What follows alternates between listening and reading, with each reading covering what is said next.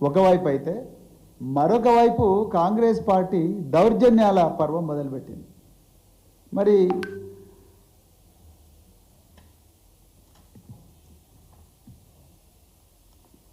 10వ తారీఖు నాడు మాగంటి సునీత గోపీనాథ్ గారు ఆమె 1 గంట ప్రాంతంలో ఒక మసీదు ఎదురుగా జామా మసీద్ ఎదురుగా బాకీ కార్డుల కార్యక్రమానికి భాగంగా అందులో ఆమె రోడ్డు మీద నిలబడి మసీదు లోపల కాదు, మసీదు లోపలికి ముస్లింలు మహిళలకు సపరేట్గా మసీదులు ఉంటాయి, పురుషులు పోయే మసీదు లోపలికి మహిళలు పోరు. అది ఇస్లాం మతం యొక్క సాంప్రదాయం. మహిళలు సపరేట్గా ఇళ్లలో ప్రార్థన చేసుకోవచ్చు, లేకపోతే సపరేట్ మసీదులోకి వెళ్ళవచ్చు.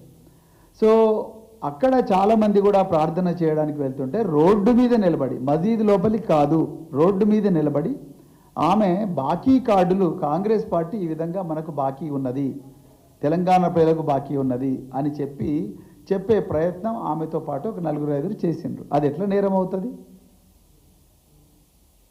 మరి ఒకవేళ మీరు నేరంగా భావించుంటే ఆమెకు ముందు నోటీస్ ఇవ్వాలి కదా. మోడల్ కోడ్ ఆఫ్ కండక్ట్ ప్రకారం, రిప్రజెంటేషన్ ఆఫ్ పీపుల్స్ యాక్ట్, అదేవిధంగా మోడల్ కోడ్ ఆఫ్ కండక్ట్ ప్రకారం ఆమెకు నోటీస్ ఇవ్వాలి కదా. ఆ నోటీస్ ఇవ్వలేదు. నోటీస్ ఇవ్వకుండా మరి ఒక డిప్యూటీ తహసీల్దార్ ఇచ్చిన కంప్లైంట్ మీద వెంటనే ఆయన కంప్లైంట్ ఇచ్చిండో లేదో, ఆయన 1 గంటకు కంప్లైంట్ ఇచ్చిండు. ఆయన ఇవ్వగానే ఆయన 1 గంటకు చూసిండు, 3 గంటలకు పోయి పోలీస్ స్టేషన్లో కంప్లైంట్ ఇచ్చిండు.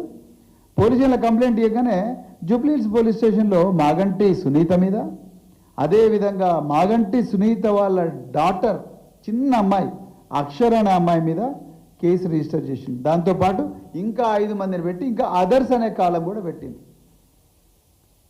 ఎవరికి తెలియదు ఈ గేమ్లు?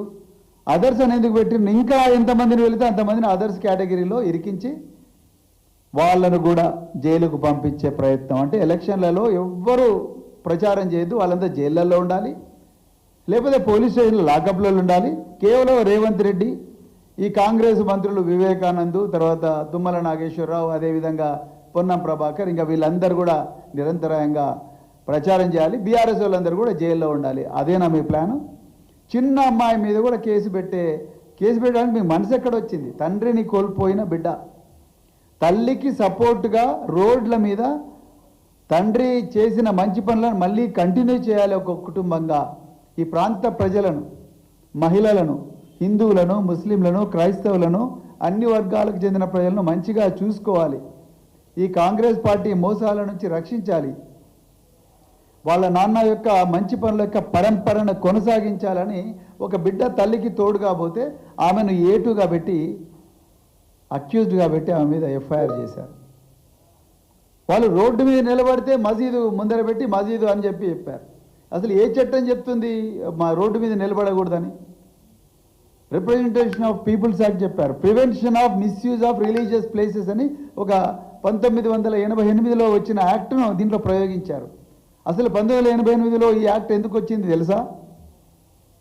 ఆనాడు మత కల్లోలాల్లో రిలీజియస్ ప్లేసెస్ అన్ని కూడా వాడబడుతున్నాయి, అందుకొరకు ఈ రిలీజియస్ ప్లేసెస్ మత కల్లాల్లో వాడబడకూడదు అని చెప్పి తీసుకొచ్చిన యాక్ట్ ఈ prevention of misuse of religious places.